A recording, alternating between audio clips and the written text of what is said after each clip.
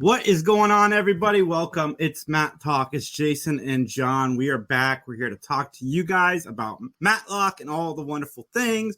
So, John, I was reading a Garfield comic book, and Garfield promised to expose who John Arbuckle had been sleeping with this entire time. And I did not know. And I was shocked to find out it had been normal. Why? Why would you put normal in there? Come on. That's the only female I could think of in Garfield. First of all, can I just say real quickly, I think we're all very concerned about John Arbuckle and his love life. I mean, it seems to be a disaster, and he just needs to find the right woman. Poor John. He needs to find the right woman. Is that what political cartoons were like back in the day? No, political cartoons back in the day were a little bit even more extreme than the one that we are going to talk about on this episode of Matt Talk. They've always been sharp, razor sharp, and very controversial. But they maybe even took it to a little bit of a higher level back in the 80s, man, where they truly weren't afraid to pull punches. But hey, you know what? Before we get into the episode, how you doing, man? Dude, I'm doing great. I've been watching a lot of good TV. I think what I need to start doing, because since I watch so much TV and I never talk about it, because, you know, the guys on my podcast, with the exception of Justin, don't really watch a lot of the same stuff I do. So I'm thinking like once a week, I'm just going to do like a 15-minute television roundup on social media of everything I've watched, because I watch a lot of stuff. I might as well talk to somebody about it, even if it's just dead air. Well, you talk to me every couple of weeks about what you're watching. Do I not count? That's true. And dude, I love Family Law. Are you caught up on that? I've watched episodes here and there. I haven't watched the full season, but what I've watched, I've enjoyed. Yeah, dude, I dig that show a lot. I caught up on season 2. I didn't know season 2 had aired. I didn't know that season 3 had just started airing. So I got caught up, and I'm sad that I don't have any more to binge, because I really like that show. I just love Joel State. Yes, but Victor Garber does his role very well, is what I'm trying to say. Victor Garber is a great actor there. I'll just say it that way. I've liked him since he was on the CW, all of them, whether we're talking about The Flash, but I know he was mostly on Legends of Tomorrow. But I liked Victor Garber. I think he's a great actor. He's best known for Alias, which I've seen the first season. I really liked Alias. I don't know why I stopped watching it, but yeah, no, I love Victor Garber. He's a great actor. Well, we have a comment already, so let's get it on up here. Sexual content in Garfield. Oh no, yeah, Daniel Snow. We're gonna get hate mail on that one. We certainly are. We're not gonna dive too deep into that, Daniel. But just tune into the 3 Geeks podcast live Saturdays at 7 p.m. and we can get more into that there. This is not the venue. we don't think our listeners want to hear that kind of ruckus, if you will. So what, you've been watching Family Law? Anything else? The Connors just started up. I love that show. I wasn't a huge fan of Roseanne, like the comedian. So when I took Roseanne out of Roseanne, to me, the show got better, even though it's the same show. I've been watching, Bob Hart's Abishola, and man, that dude has lost some weight. Like, good for him. Is that Billy Gardner? Yeah. Yeah. Okay. Yeah. I'm digging that. I find that funny. Well, he was one of those spokesmen for one of those blood sugar pills medicines for a while. So maybe he was on it and lost the weight that way. Yeah, maybe. Yeah, possibly. I got to be honest with you, man. I have not been watching much TV. I've kind of been, I'm a sports guy, so I'm always watching hockey. So that eats up, like today. I watched the game at 3:00, so that was a couple of hours. I could have been watching maybe more episodes of Better Call Saul or starting a new series or whatnot. But that's just where I'm at right now. Like last weekend, I took the weekend off of watching TV shows because I specifically wanted to catch up on some of the superhero movies that I had missed, like Spider-Man Across the Spider-Verse, which I did not see in February when it came out, or the Marvels that came out, I believe, in November. And so I was trying to catch up with those. So I kind of have really, I hear Echo's very good, which is the next Marvel series, which is only 5 episodes, which is right up my alley. I am glad that John Oliver's back with his show. Dude, I didn't talk about this last time. Jon Stewart's back too. I am stoked. I love Jon Stewart. I like his middle of the road kind of comedic Dude, he's great. Him and John Oliver, they can deliver the news to me all the time. That's who I want my news from. Well, you do know that Jon Stewart's only on Mondays, right? Yeah. Oh, yeah. Yeah. Okay. He's not doing the entire week. Watching on Mondays. Like they knew what's due to get me back to it. So, yeah. Yeah. Same here. I'm only watching the Monday show. Although, sad story, real quick. I have to wait until the end of the week to start watching John Oliver because, as many of you probably out there, you share subscriptions with family. My cousin shares my Disney profile on Disney Plus, and I share his Max profile. He has switched cable companies, and so he has to sign up for HBO Max here. He said he promised me by the end of the week, and so then I'll be able to catch up. You know, I won't be that far behind. I'll just have 2 episodes of Oliver to watch. Well, you better tell him that password expires on Friday if it's not up and running. Be like, I'm changing my password if you don't get this going. I got some motivation, John.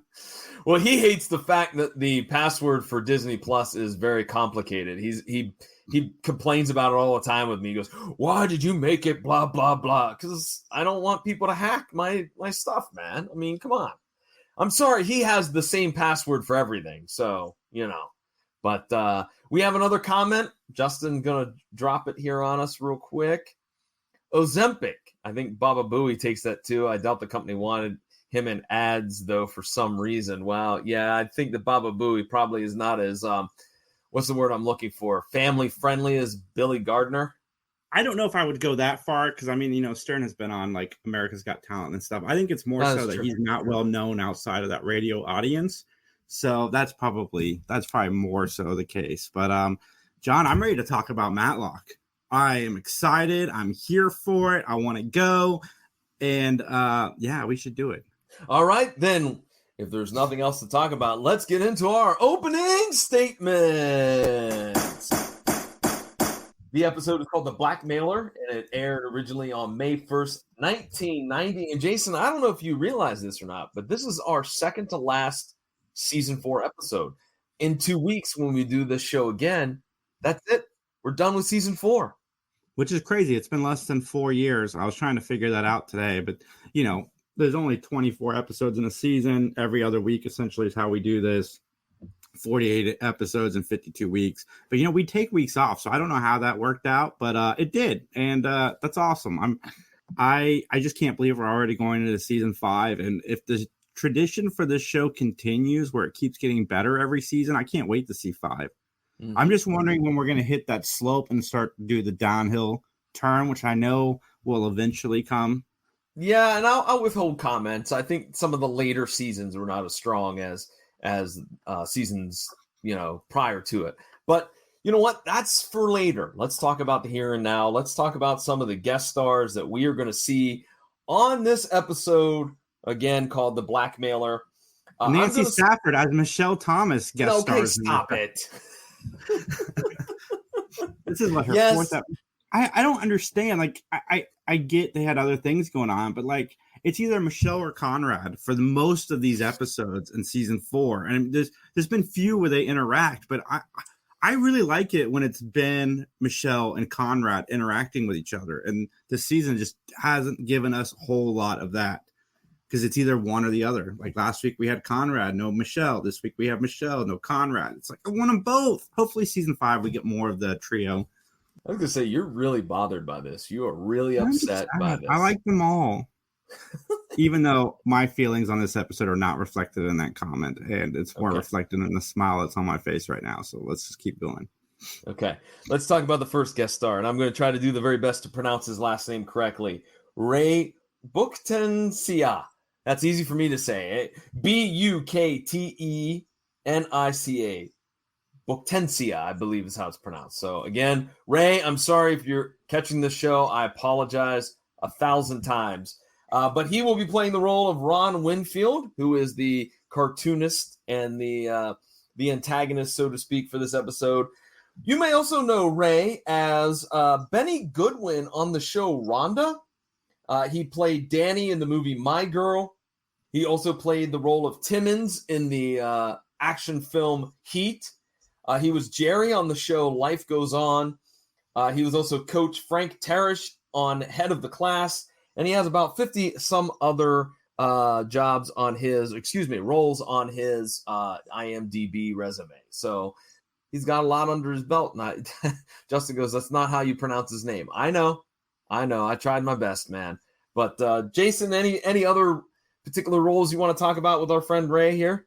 Yeah, it looks like he quit acting back in 2006. It doesn't say why, but he also was on an episode of Murder, She Wrote. Well, let's move on to Claudia Christian. Claudia Christian will be playing the role of Mickey Adler.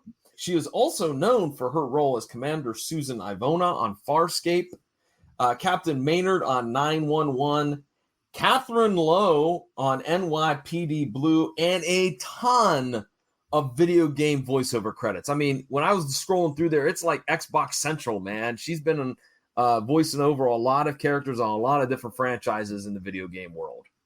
Yeah, I saw that, man. That's awesome. I love 911. It's one of my favorite shows that I watch. She was on The Rookie with Mr. Nathan Fillion. I'm trying to see if she was on Murder, She Wrote, but my page is loading very slowly. It makes me sad. But she probably is, because there's been a lot, as I did research with these guest stars, there's quite a few that have been on Murder, She Wrote. Yeah, she's been on Columbo, Murder, She Wrote, and drumroll, please, no Perry Mason. Oh, no hat trick. All right, let's get another comment if we can. Conrad was in Texas learning martial arts from Chuck Norris during their episode. Also, he was learning computer hacking skills from Hans Gruber as well. So this is way after that. Yeah, it is. Anyways, all right, Jason, I'm going to be honest with our third guest star. If you don't know this guy, I'm going to start asking some questions about your fandom. All right, Peter Haskell is going to be playing the role of Senator Peter Dolan. He is probably best known as Sullivan in Child's Play 2 and 3. He's the toy owner. See, I knew he looked familiar when I was watching the show. He was the guy who owned the Child's Play, the place where they made the dolls, and one of the cheapest men ever. Because why would you need to recycle a doll? Can't you just make a new one? Like, wouldn't it be more, like, make more sense to just make a whole new one as opposed to just use like some melted plastic from a toy that quote unquote went on a murderous rampage? Oh, this is your wheelhouse, not mine. I don't know. I've never seen Child's Play or any of the sequels. Yeah, you're not really a horror guy, but he was also in Murder, She Wrote.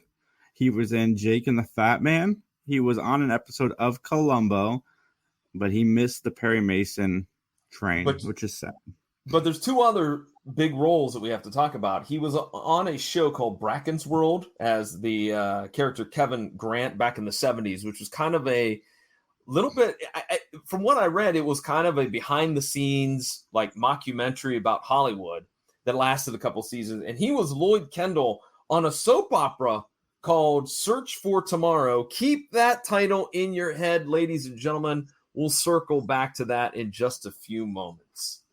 Our fourth guest star is a young lady who has a very interesting role that we're going to talk about. Gwyneth Walsh. She'll be playing the role of Sandra Hopkins.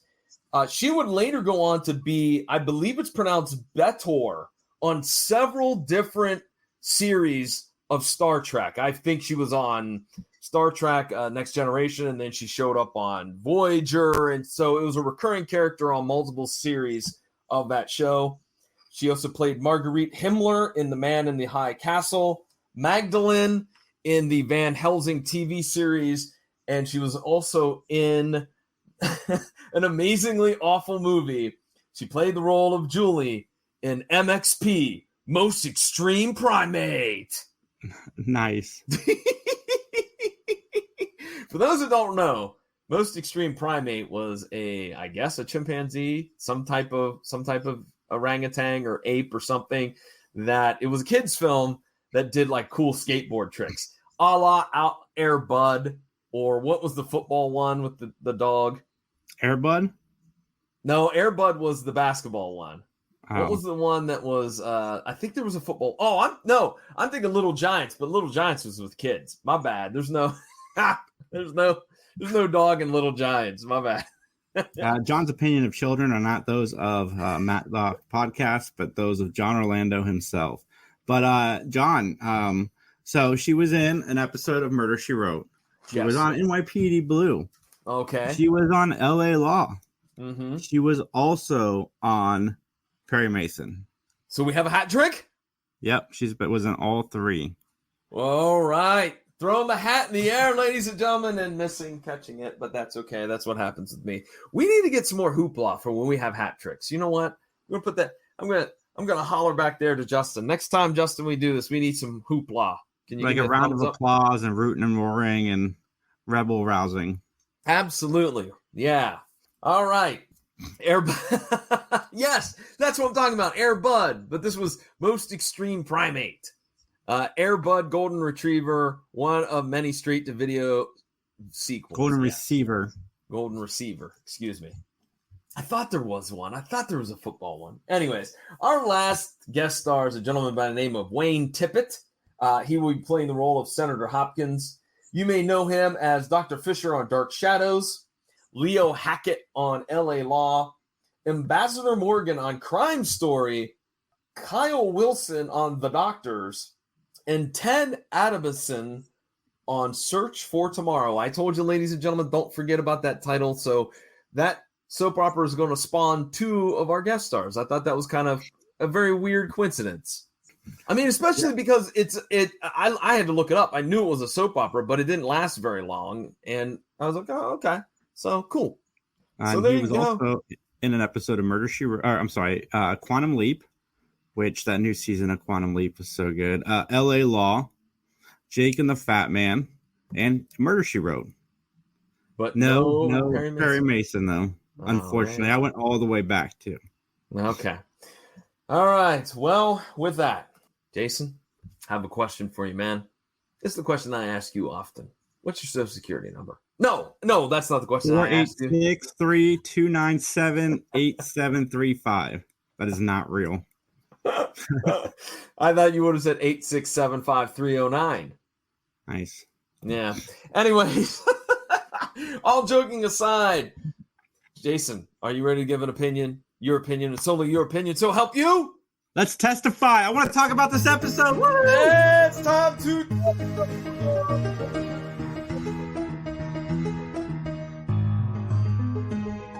Dude, I'm eager. Let's get into it. All right. Let's get into it. The plot: Ben defends Senator Dolan, who's accused of killing a political cartoonist. Let's cut to the opening scene. I like that the font for this episode was very much very cartoony in its own right. You know, that font was great, and it's somebody that is creating a comic strip. And the only thing I could think of is when he starts inking it is that whole dialogue from the beginning of the beginning of the movie, Chasing Amy, where they talk about an inker as a tracer. That's all that was going through my mind, because that's an awesome set of dialogue. But we go to Ben's office. And Ben enters, and he sits down at his desk, and Michelle's in her office, and she comes with the newspaper, and she's reading the funny pages. She's like, oh, Ben, have you read these funny pages? And he's like, no, I don't read the funny pages, because when it comes to news in the newspaper, all Matlock wants is the factual stories. He doesn't need any happy-go-lucky fiction. No. No zits, no Calvin and Hobbes for him. No. Well, nonetheless, Michelle, she tells him all about, the is it called the Peach Pit? Is that the name of the Peach something was the name of the comic strip? Do you remember offhand, Jason? Did you put it in your notes? I don't. I personally read Peanuts and Garfield, and that was about it for my my comic book reading from newspapers. I would still read Garfield if I got a paper. I'm not I was never a big comic strip fan. I mean, I would look through them real quick, but there's never one that I was like, oh my God, I can't wait. I mean, I always found Family Circus to be annoying just because I thought Billy was a tool, but I digress. Anyways, so they talk a little bit more, Michelle and Ben, and she talks about, what Ron Winfield is doing, the painting, the picture he's painting, so to speak. And I felt this was a very rude question. Michelle asked Ben, well, who did you vote for last election? That's none of your business, Missy. That's what my mama taught me. you don't ask somebody who they voted for. I wish we go back to that because I'm tired of hearing about who people voted for on social media. Like for real. Yeah, really can't disagree with you on that one. That actually probably would be a great thing. But anyways, so Ben and Michelle, they continue to discuss this comic strip. And again, the idea of libel shows up. And Michelle tells Ben, well, remember, you have to prove that what he's saying isn't true. So then we cut to Senator Dolan's office. Boy, is he mad. He is very upset. He and his attorney are conversing about this, this newspaper comic strip and Ron Winfield, and he wants to sue, he being Dolan. He wants to sue. But again, the attorney goes, well, you got to prove that he's making this up and that it's not true. And so as long as he can't verify those facts, then he's got every right to print this. So we cut to us. Yeah, I mean, that's absolutely how it works. Although, I got to be honest with you, I oftentimes get libel mistaken for slander. I get those two confused. I don't know why. Yeah, that's fair. Yeah, well, libel's in print, slander's verbal. And I believe it's harder to prove slander, if I remember correctly. Well, Mrs. Hopkins, Sandra, is getting ready for work. She's standing in the driveway next to the car. She looks very distraught.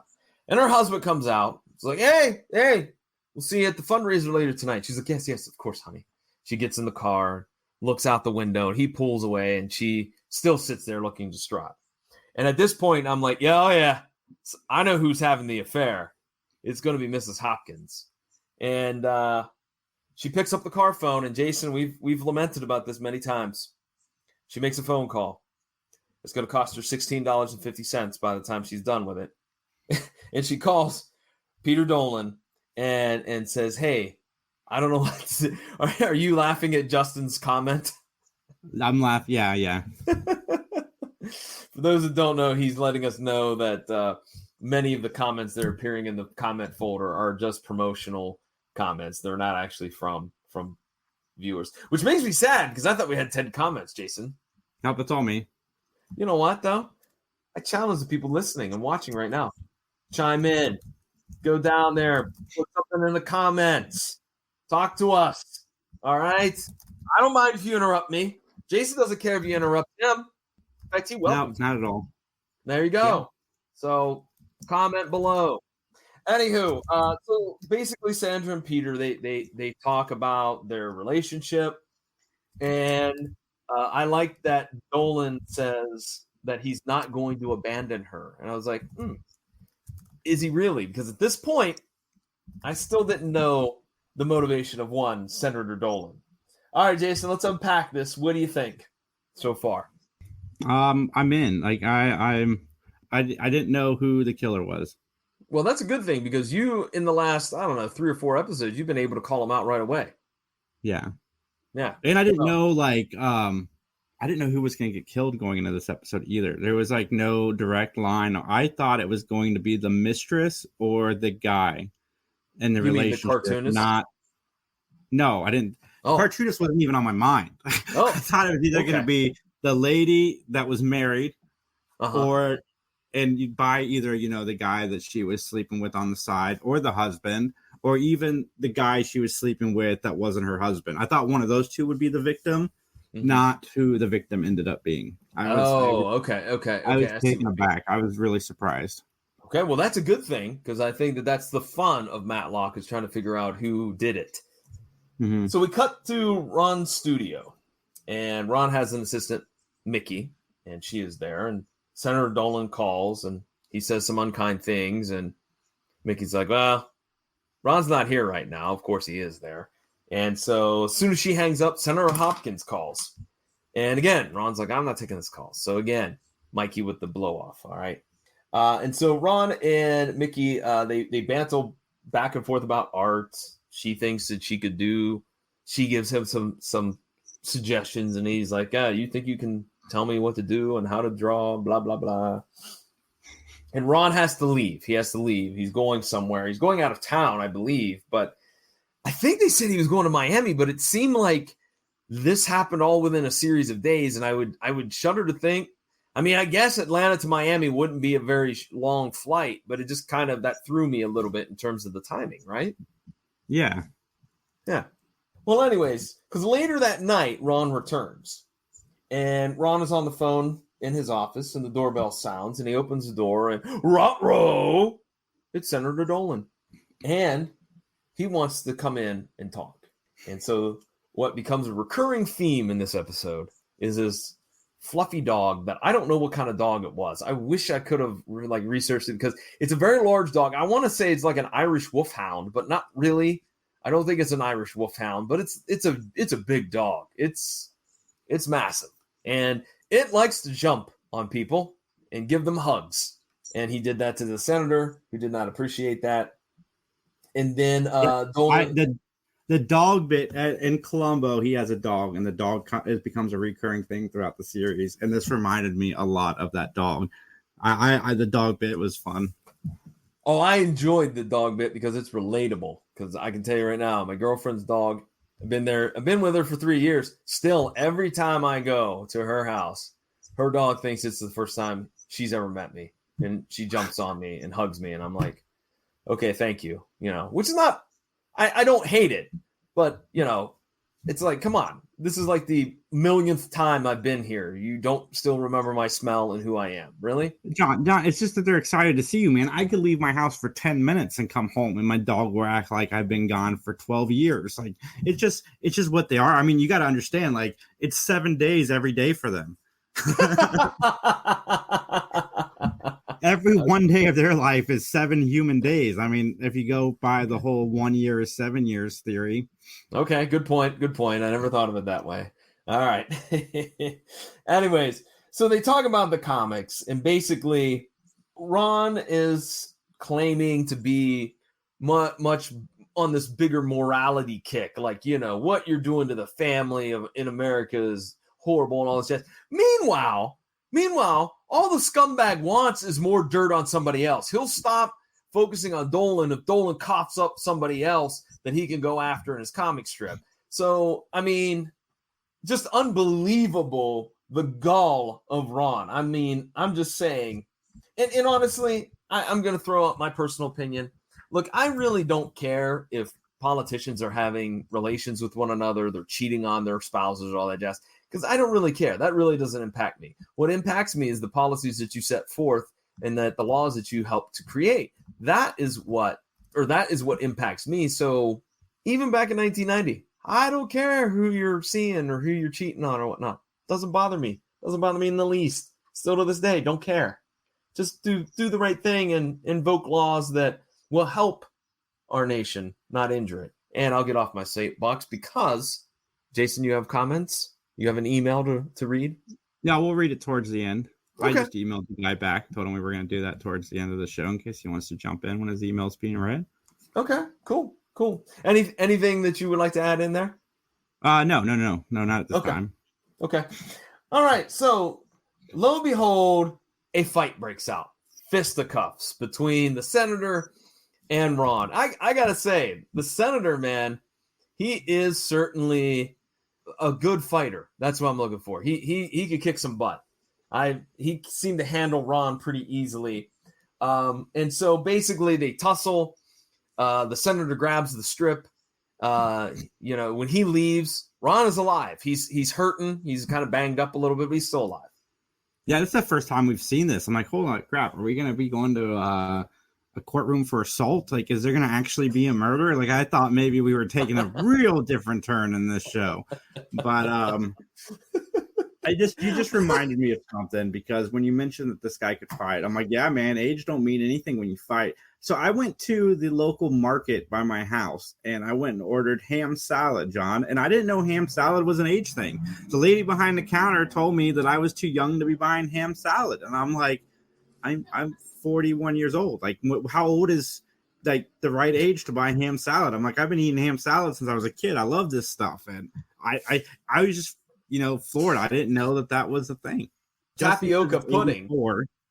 Justin, I like tapioca pudding too. My girlfriend likes ham salad.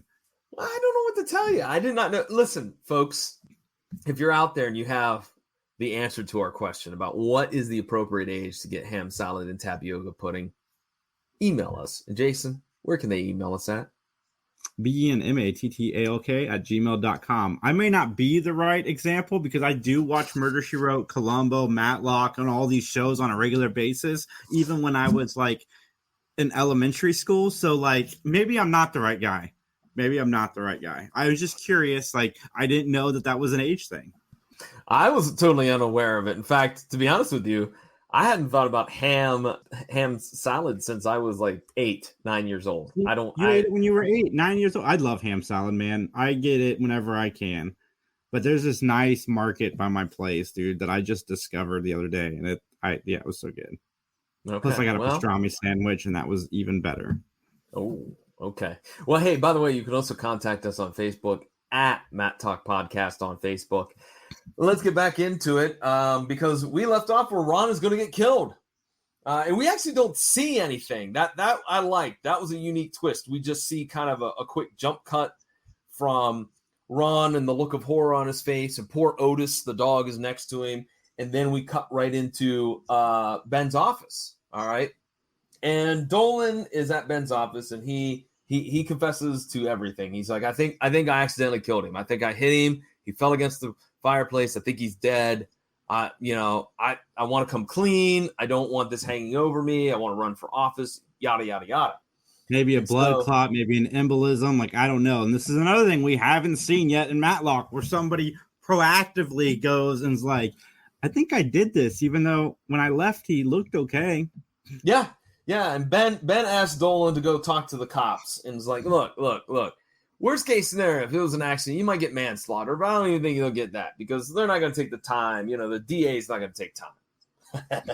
Cut to, you're going to go for first-degree murder as Julie and Ben are arguing in the hallway of the courthouse. Over a hot dog. Over a hot dog, I might add. That's right. Julie thinks that she can get she can get murder one, and Ben is just flabbergasted, so much so that he says, and I quote, "You ruined my hot dog." She did. I know. So Dolan and Ben visit the crime scene. And the autopsy reveals that there were 2 blows to Ron's head. One on the left side, one on the right side. And there was traces of blood on one side of the fireplace. So kind of getting to the point where we clearly could tell something else happened after the fight. Then I have written down here too that Otis comes and jumps on Ben because that's what the dog does. And Mikey also reveals that there's more than just one comic strip stolen. And the Senator Dolan says, I only took one, but there's supposedly a lot that are missing. And so Ben talks a little bit more with Mikey, and she explains that the reason why she was over at the studio was she had to let Otis out. That's why she was there around 8:30. And she wants to give Otis to Ben, and he goes, no thanks. So I kind of felt sad for Otis. Sad face. Enter Michelle Thomas. And she... Yes, sir. Michelle Thomas. And she and Ben and Senator Dolan all start talking about what they think happened in their theories and whatnot. This is a totally random scene. I have no idea. Jason, you give me your 2 cents worth. Why is Ben putting shoulder pads in his suit jacket, not his vest? Why? Like, I don't understand. Try something new. Why can only women wear shoulder pads, John? Why can't Ben Matlock try shoulder pads? Explain it to me, John. Go ahead. The whole audience, the world is waiting to hear your response. Well, the world is going to be shocked when I talk about an outfit that Michelle Thomas is wearing that I swear she bought it at a Battlestar Galactica yard sale because it was out of this world. And I mean out of this world ugly, not out of this world awesome. But anywho, I know what Jason's going to say. It was 1990. Fashions were weird. I agree, but still can't overlook it. Anyways. Yeah, I wear a lot of colorful striped shirts in the 90s, in the early 90s. A weird time for me. I did too. Before I transitioned. Yeah, awkward transition. Sandra is interviewed by Michelle as she's leaving a restaurant. And basically, I thought this was creepy. Sandra tells Michelle to tell Peter not to worry. And so then we go to a scene where Dolan's in his office late at night. Sandra shows up, and they break up in the most friendly, amicable way I have probably ever seen anyone break up. Jason, what were your thoughts? I've had an amicable breakup before. My last relationship was a pretty amicable breakup, but yeah, no, I mean, good on them. I think more breakups should be amicable. I think you should be able to just shake hands and be like, this isn't working anymore. No, you're right, and then shake hands and then go on your separate ways and not hate each other. But that's just me. Shake hands. Yeah, what are you gonna do, John? Gonna kiss them goodbye? That's not appropriate. You shake hands, you walk away. But okay. Jokes aside, yeah, no, I mean, good for them. It does happen. It can happen. Amicable breakups are possible. Okay. All right. Well, they were very, very, very friendly in their breakup. So Ben interviews Senator Hopkins, and Senator Hopkins reveals that he knows about 2 weeks prior. He knows amicable breakups. Hashtag. Get that trending, folks. Get that trending. Yeah, but Hopkins says, I know that my wife's been having an affair with Dolan. I learned this about 4 or 5 weeks ago. I hired a PI. I was suspicious. And, hey, man, I'm going to run for Congress. I don't need, this as a distraction, right? So he's like, I don't care. I'm having affairs, too. Like, she can do her thing. I'm going to do my thing. It's fine. It's fine. Hey, look, I don't want to be that guy, but there are some European countries where that is a thing, where the leader, whether it's a prime minister or a president or whatnot, I'm looking at you, France, basically is what I'm saying. I'm looking at you. That happens frequently overseas. So, one has a side piece, the other one has a side piece, but they all look together and, when they're out in public and whatnot, So anyways, Hopkins said that he did call multiple times Ron to try to get the comic killed. But his alibi is the same as his wife's. We were at a fundraiser. So we go back to Ron's, and Mikey pulls up as Ben arrives. And again, Otis greets Ben, and Ben questions Mikey. And as they enter, a masked man is standing in the studio, and he quickly runs out, with Ben chasing after and Otis not doing a damn thing. Clearly, he's not a very good guard dog. I don't think my dogs would be very good guard dogs. One of them is loud, so as long as somebody doesn't come in the door, I think my dog could scare him away with being loud. But as soon as that person comes through the door, Riley's like licking and jumping on and hugging and thinks that they're their best friend, or she's hiding under the bed. Okay. So there's a clue, and it's about sunset. Just a simple word, sunset. It shows up quite frequently in Ron's work, like an Easter egg. Over the last 6 weeks, he seems to be dropping these hints about something about the sunset. And so we go to the next scene that is in Ben's office, where I commented on the Buck Rogers-like outfit that Michelle Thomas is wearing. And Dolan tells Ben that he wants to testify. And Ben keeps saying, no, you do not. And they argue about it, but finally Ben caves in. So we go to the courtroom. Dolan is on the stand. Ben's questioning him. Dolan points out the differences in the crime scene photos, that, this was here and this is missing, that was there, et cetera, et cetera. And then it's time for Julie to sharpen up her knives and dissect this testimony. She lays waste to it. And I like at the end when she goes back to the table, she gives that little grin like, gotcha, Ben, and then has a seat. Again, Ben and Julie, awesome chemistry. And yeah. I was just going to say, do you agree? And obviously you do. Mm-hmm. Wholeheartedly agree. Our next scene is we see Michelle searching through the trash at Ron's place, and she finds like a rough draft of one of the missing comics.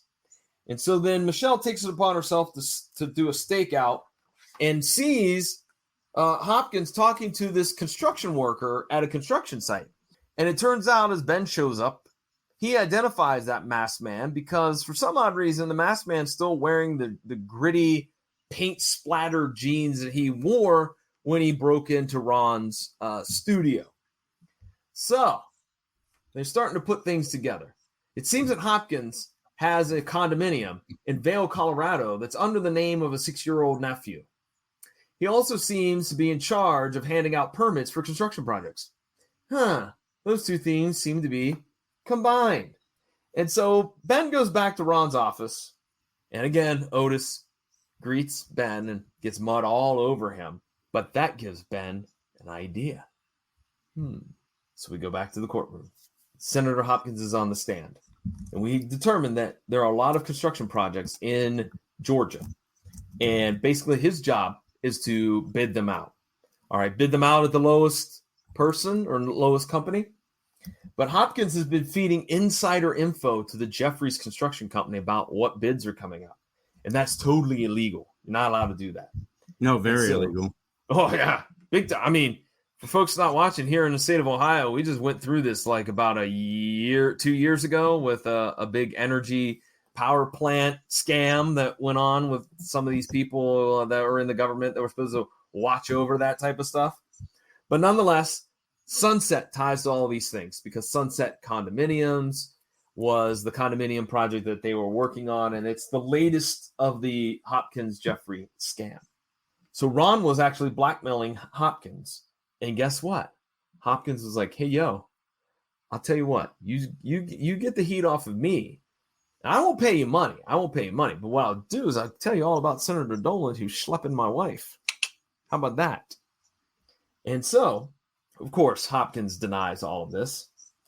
And here's my one question. In Ben's theory, Ben will give his theory that Hopkins killed Ron Winfield after the fight with Dolan.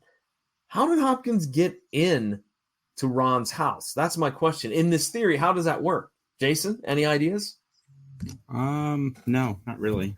Did he follow in because they shut the door? That was my thing. How did he get in the house? Because we never heard the door open a second time. I don't know. Well, Hopkins claims that he's never been in the house. So this is a great theory, Matlock, but So Ben, which I think I forgot this note, didn't I? I did forget this note that Michelle went to the cleaners a few scenes prior to this. And again, what does Ben do? He swipes someone's clothes from the dry cleaners. He uses evidence. We need somebody. Listen, folks, if you have any background in the law, please email us. Please contact us. We need to know if this is legal because I'm saying it's not legal. I'm saying you cannot just go and misrepresent yourself and steal dry cleaning to prove your case. Jason disagrees with me. I don't know. I want to put that out there, but okay. But where can they contact us? Hit them up one more time with that email address. That is down below. It is a benmattalk@gmail.com for all of our audio listeners. You can also find it in the show notes. Yep, and of course, Matt Talk Podcast on Facebook as well. So Ben swiped Hopkins' clothing from the cleaner because good old Otis, he trampled right through the spilled ink that was on the floor, and then he greeted the senator and got ink all over his suit. And so on top of that, in the suit, the police took a note from Ron that was basically a list of scams that he had done. And so then we cut to a scene where the jury finds Dolan not guilty, and Sandra and Dolan decide they're going to leave hand in hand and face the music no matter what happens. And we fade to black. And that, my friends, is the episode, The Blackmailer. Jason, got any other comments, concerns, questions, whatnot? No. All right. Well, then it's time for us to get to our closing statements. This is the part of the podcast where John and I will rate the show on a gavel system. 1 gavel means that it was not very good. 5 gavels means it was absolutely amazing. Negative 10 gavels means that I am following my DNA trail and moving to Spain to become Spanish because I am 13% Spanish. What?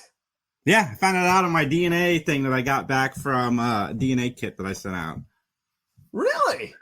Yeah, I'm like 45% Italian, which I kind of figured, but I'm also 13% Spanish. So see. Okay. All right. Learn something new. All right. Almost off. Me too. And just right. Like Maury would say, I am the father of Kylie.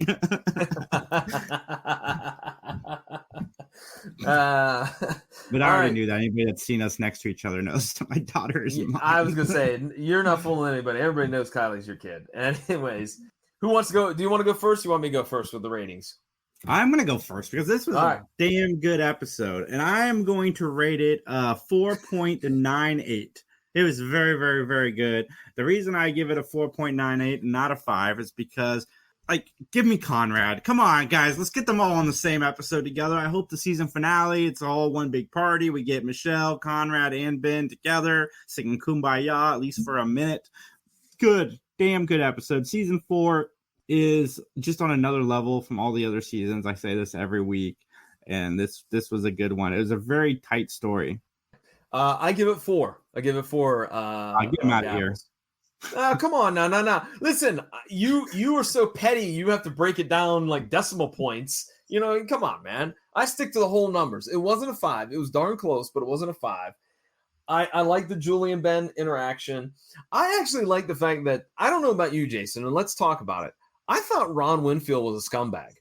I really do. I don't think like he was the beacon of democracy that he was claiming to be from his actions. I mean, there's a lot of great political cartoonists out there. We have some that are nominated that live here in Columbus, Ohio. Their goal is to inform people, and I feel like they do that in a decent, honest way. I felt like Ron Winfield was crooked as the day is long. He was an opportunist. He was an opportunist cartoonist. I don't know about that. I don't know. He was an opportunist, man. He wanted to make money. He was blackmailing. Like, he's like, yeah. But if you're a political cartoonist, you should be doing it for the right reasons. I didn't say he was trying to do it for the right reasons. No, he's an opportunist. He wanted to make some money. Well, and I also enjoyed the shtick with Otis the dog. As I said, it was very relatable to me. I again have the big question: how did Hopkins get into Ron's house? You know, and the question about the suit and again swiping stuff from the dry cleaners. But again, I enjoyed it. I give it 4 gavels. Now, I understand you have an email you would like to read, so let's hear that email, man. I do have an email, guys, and if you guys want to tell John how wrong he was about his rating, you can email us at bnmattalk@gmail.com to be featured on a future episode. So today's email is from G. I'm not going to say the last name because I don't know if it's his real last name, and I don't want to give any specifics out if he doesn't want me to, but his name is Garrett. And it says, hey, I recently jumped on the Matlock train a few months back looking for a show to keep on in the background the days I work from home. For some reason, the show just scratches an itch I never knew existed. Maybe it's the nostalgia factor, the non-overwhelming pace, the nice flow of new characters, guest stars, or just my love of Andy Griffith, but I dig the show. It's safe to say not many 31-year-olds are out here hyping up Matlock, but hey, maybe I'm wrong. Hey, we did for many, many years till we started this. For some reason, I do sense there's a dip towards more people watching TV shows like this and others from the 80s, 90s for whatever reason. I can hypothesize as to why, but I'll leave it up to the individual watcher to figure it out for themselves. Stoked to find a Matlock podcast and really cool hearing the stars from the show jump in on the pod. And then it says, P.S. the show's theme song is great, but I'll never understand why they throw in that unnecessary cheesy sounding whistle at the end. It almost makes it cartoonish or like it's circus music. I never thought of that until I read that. Same here. I completely agree. Same here. Did you say his name was Garrett? Garrett. Well, thank you, Garrett, for the email. We really appreciate it. And you know what? If you like what you like, that's all that matters. It doesn't, to me, I'm a guy that doesn't look at age and make sure that age defines me. Hey, man, you know, I've liked Matlock ever since I was, as I've said many times before, I don't really remember it a lot as a kid. I found it when I was much later in life and enjoy it. So we're glad that you're listening. We're glad that you like the podcast. Thank you so very much. In fact, thank you to everybody. Jason, I think that we really have, in the last couple of episodes, I'm gonna pat ourselves on the back. We certainly have gotten a lot of fandom, a lot of people viewing, watching, listening to this podcast. And I get a lot of DMs too, which I need to start maybe reading those on here too, of people sharing tidbits from the episode. So maybe I'll start doing that as well. And if, guys, feel free to reach out to me. I can't speak for John, but on any of my social medias, even Facebook, like I don't care. I don't put a lot of family stuff on there, so feel free to hit me up on Facebook. Yeah, and hit us up on the Facebook for Matt Talk, or you can find me. I mean, through my other podcasting outlets. PVD MVP on Twitter is my personal Twitter handle that cross promotes both this show and my other personal podcast. So, but again, it's been great. It's been fantastic. Like I said, over these last few shows, we've had so many people liking the show, viewing the show, listening to the show. It means a lot to us. And we're glad that you enjoy listening to us talk about this show and the silly hijinks that we get involved in too. Thank you so very much. And do us a favor, rate and review if you're listening to this through audio platforms. Like, subscribe, and guys, even if you participated in the chat today, it doesn't help as much as it should. Jump in the comment section if you're watching on YouTube. Leave a comment. Just a comment, just a like, just a share is huge. Like, even if you don't have the time to type out a comment, just hit that like button. You have no idea what it does for us, and we greatly appreciate it. Yeah, and you know what? Also, too, I want to give a thanks as well to our unsung hero, our producer, Justin, who's backstage running the show, so to speak. He's the one that straightened out Air Bud for me this week and running the music and everything. Thank you very much, Justin. We couldn't do it without you because it's hard to do the hosting and the promoting and and everything else that we have to do. So thanks, Justin, again for jumping on this crazy wild train of ours. And you know what, Jason? Should we probably just wrap things up here, or should we talk about our individual podcast projects real quick? Three Geeks Podcast, we're live every Saturday at 7 p.m. We have an interview with Jeff DeWolskin coming out this week. I will be hanging out at a hockey game with Max and Justin, so maybe we'll do some social media stuff on the way there and back. Who knows? So follow us on all social media platforms at Three Geeks Podcast. And PVDcast is my personal podcasting project. PVDcast.com is where you can find it. It is also available through all those major podcasting outlets. If you love movies, this episode's all about my conversation with local film critic Paul Markoff talking about the movies from last year, 2023. Keep your eyes out. There's a list floating around the social medias. That's a spoiler list so that we don't ruin anything for you. But nonetheless, you can find me, PVD MVP on Twitter, at PVDcast, Threads, Instagram. Which one am I forgetting? Threads, Instagram. Oh, Facebook. How can I forget Facebook? Anyways, so with that, hold on. I want to do one more shout out that we have not done yet. Guys, jump on Facebook. Check out these three groups. Matlock TV Show Fan Club, the Matlock TV series 1986 to 95 35th anniversary fan group, or check out Matlock Fan Group, all on Facebook if you can, because they're fun groups and you can talk about Matlock some more. There you go. Appreciate it. All right. We're going a little long, so what do you say we get on out of here, Jason? Yep. And as they say in court, nothing further.